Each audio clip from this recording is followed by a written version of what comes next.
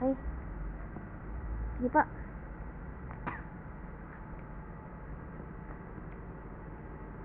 Makukuhanan ba ako? Sige. Kita ba? Kita po. Yung dalawang bilhin, nakikita. Nakikita sila, no? Nakikita. O, sige. Start na?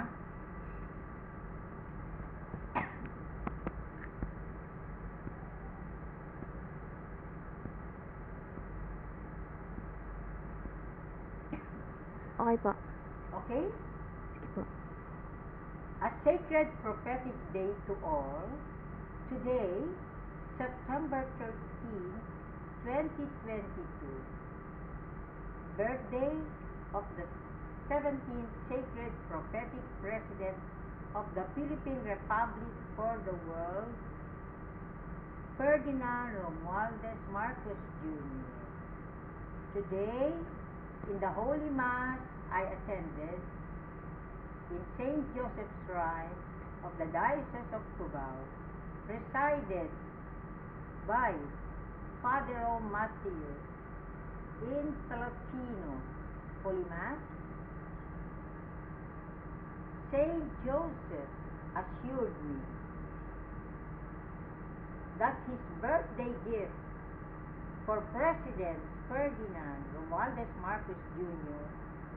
is the assurance that in our sacred prophetic pilgrimage to the Republic of Turkey,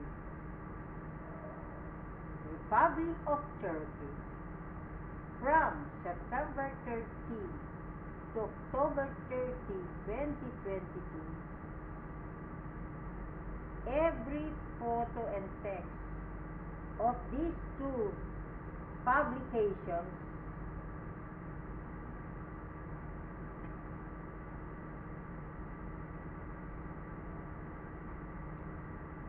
number 1 at my left is Panata sa Kalayaan na may puri at kabanalan, Federalism as prophesied by saints and heroes, and the second one is St. Joseph Barangay Education for the Golden Filipino Civilization, prophecy of Dr. Zelzar and Dr. Ferdinand Jr. St. Joseph assured me that when we make a pilgrimage workshop of these two publications of the Rizal Blumen Street Pamatalan Academy, headed by Attorney Rafael Avelino Morales, in whose family grotto garden we are having this documentation, the assurance is the promised sacred prophetic graces will bless and guide President Ferdinand Romualdez Marcos Jr.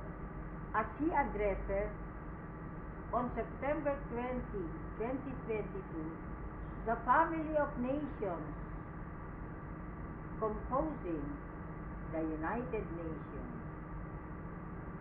May every Filipino join us in praying for a safe pilgrimage to the United States of America.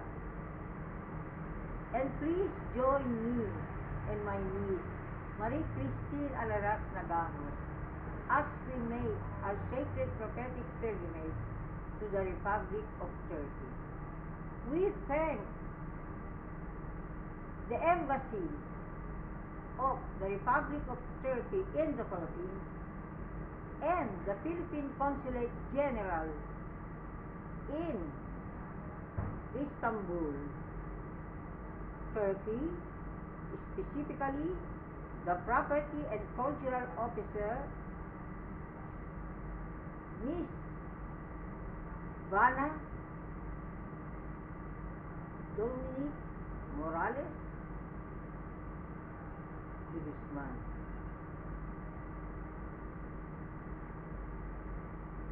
Here is the Ark of the Covenant. Destiny decreed that I be given this, because we know very well that this Ark of the Covenant is from Israel. And this one is from the United Arab Emirates. For me, during my 2018 pilgrimage for the sacred prophetic politics in education, governance, development, and diplomacy in Abu Dhabi, United Arab Emirates in 2018. When this was given to me, I considered this like the last farewell of Dr. Zerizal, the last covenant of Dr. Zerizal to realize the prophecy to the golden Filipino civilization, the prophecy with his best friend and mentor, Dr. Ferdinand Williams. As I light this,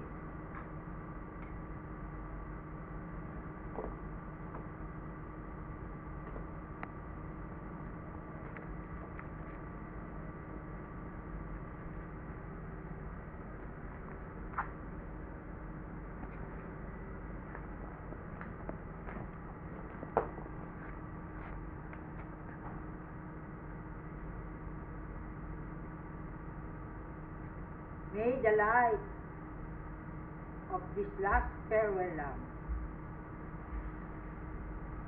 from the United Arab Emirates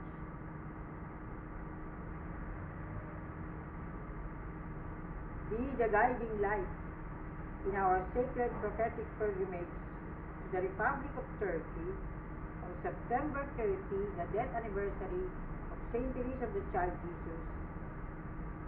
We arrive in Istanbul, October 1, the feast of Saint Teresa of the Child Jesus,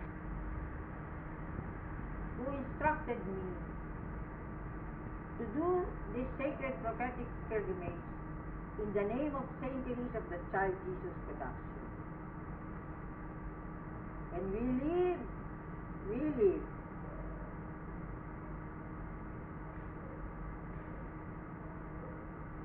the Republic of Turkey on September 30, 2022, arriving in the Philippines October 31st, 2022, eve of the Feast of All Saints' Day.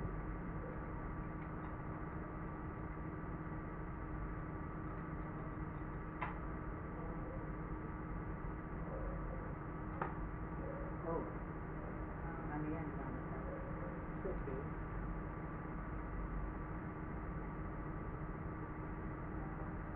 It's okay. I have lighted it. And now, may every Filipino be the light. May every citizen of the Philippines and the Republic of Turkey serve as the guiding light to realize the sacred prophetic relation of the Philippines and the Republic of Turkey for the world.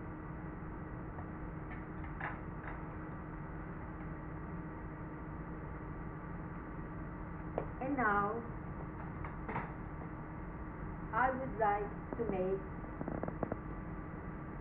a brief pilgrimage explanation of the grottos of the images of the Blessed Mother. This is the grotto of Our Lady of Guadalupe.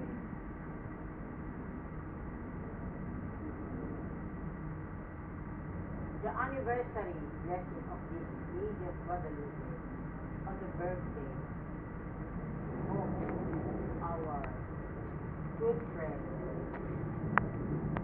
Talia Ineke Morales.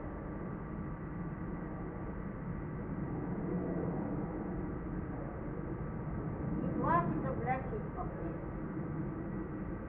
grotto that this virgin in this grotto communicated to me her desire to have a Blessed Virgin Mary to be an interface, and that I go to Haro, Iloilo for that image to be done by a simple folk sculptor, which was really realized. The name is Peter Maranion, whose shop is like the humble Bethlehem in Haro, Iloilo. And this is the result. This interface,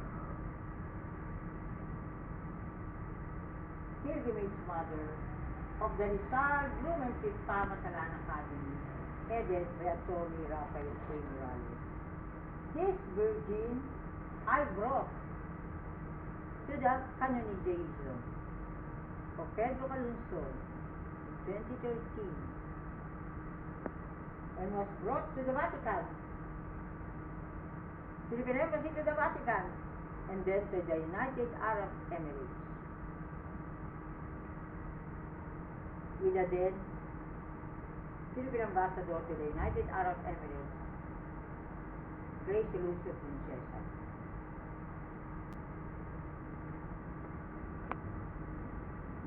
And this is the Lady of Fatima. Our Lady of Fatima desires that I emphasize this fact, that the birthday of President Ferdinand Romualdus Marcos Jr. is really sacred prophecy. September 13, because the Fatima apparition in Portugal started on May 13,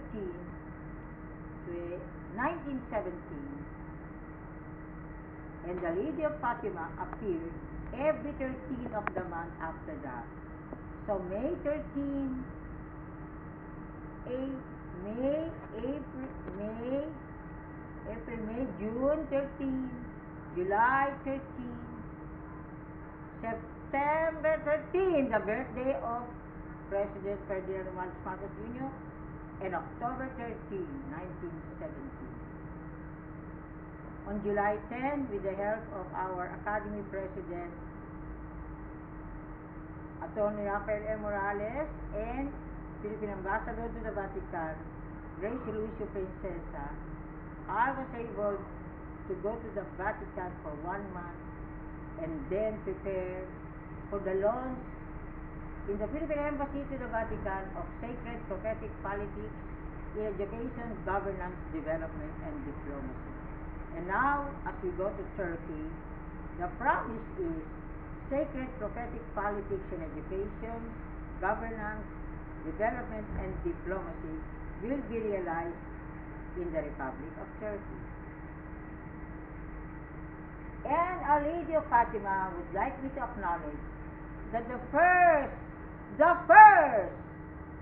family grotto that was marked by the sacred prophetic Fatima soil from Portugal, as instructed by Saint Teresa of the Child Jesus, was the family grotto garden of the so-called ancestral home of President Ferdinand Evelyn Marcos in San Juan.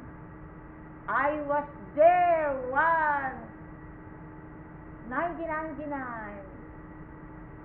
Christmas, I was brought there by the former Commissioner Nina Fernandez Ligon, and with former First Lady Imelda Marcos, we marked with the Fatima Sacred Prophetic Soil the garden of the Edralyn Marcos ancestral home, San Juan.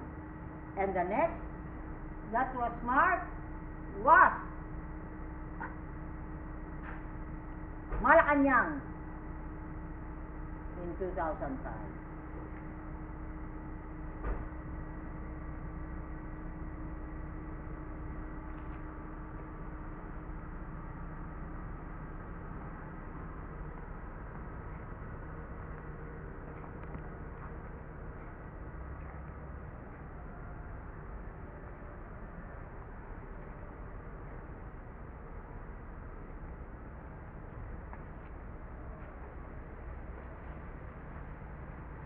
This is the grotto of Our Lady of Lourdes. This place, the family grotto of the Morales family, is indeed so blessed, a sacred prophetic garden, a family garden, to realize all the sacred prophetic graces promised to us by God's merciful love.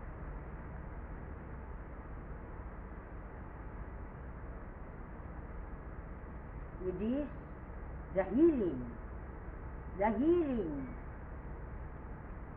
from Our Lady of Lourdes will be extended to all the other sacred prophetic sites in the Philippines that was marked by the sacred Fatima soil from Fatima, Portugal, as instructed by Saint Teresa of the Child Jesus.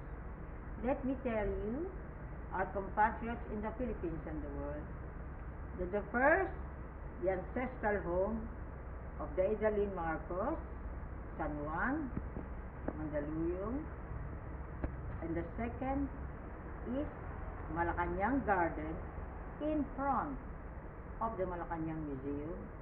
The third is the University of the Philippines, Diliman, where we have the UP Covenant Monument, as prophesied to realize the Fatima prophecy in the Philippines for the world. The Philippines prophetic art of nationhood.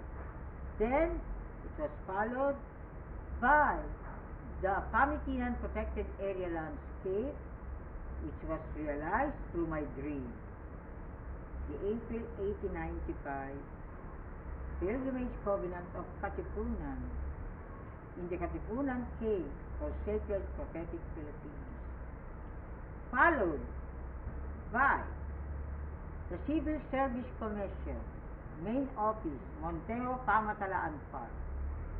Then, the Office of the Ombudsman, then headed by Merceditas Gutierrez. Then,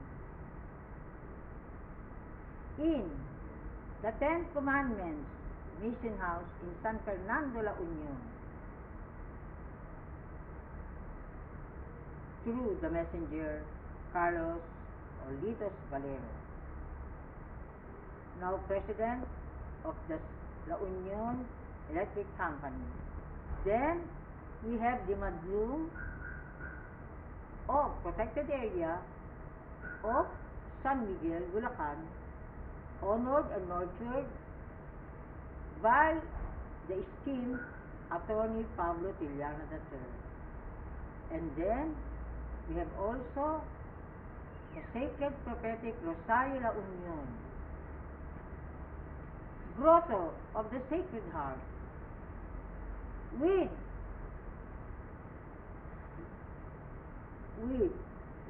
the New World Order, the image, the icon, Sacred Heart, folk sculpture, and enshrining the New World Order.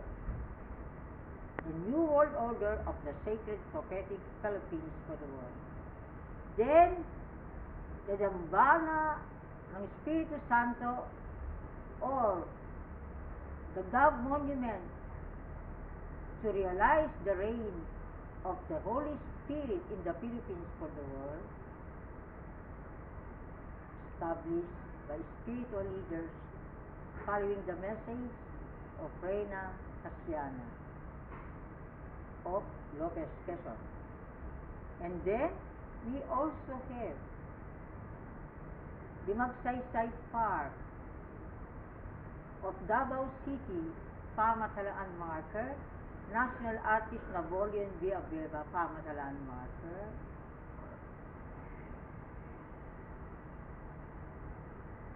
and the last is the Pia Laguna Bayang Pinagpala, or Blessed Philippines,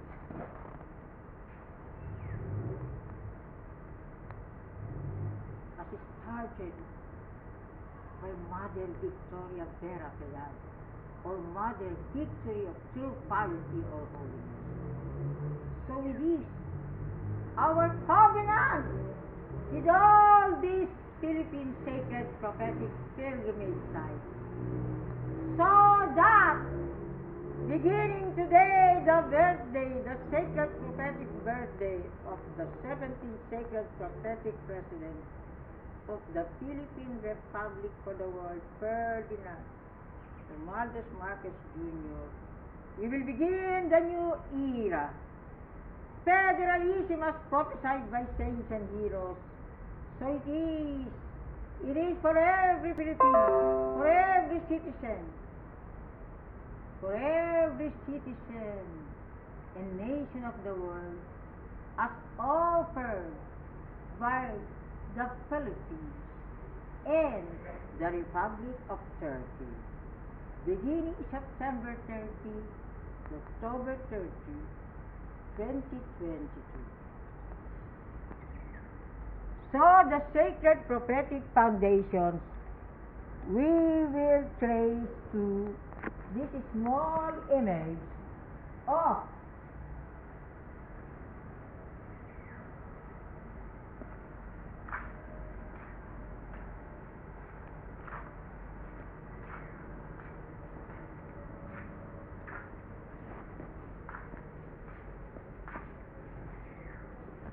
this is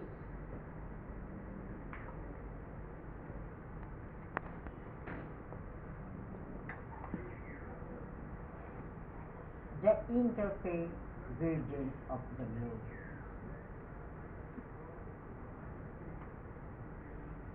This is the interfaith Virgin of the globe, Virgin most powerful, given to me by Filipino communities, to the Filipino Earth Charter Pamataan Dambana ng Bayan, through intervention of Saint Teresa of the Child Jesus.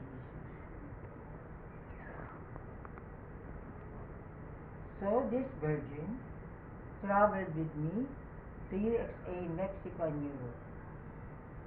And now, what Attorney Rafael A. Morales did here is embodying what Saint Teresa of the Child Jesus wants to happen in the Philippines.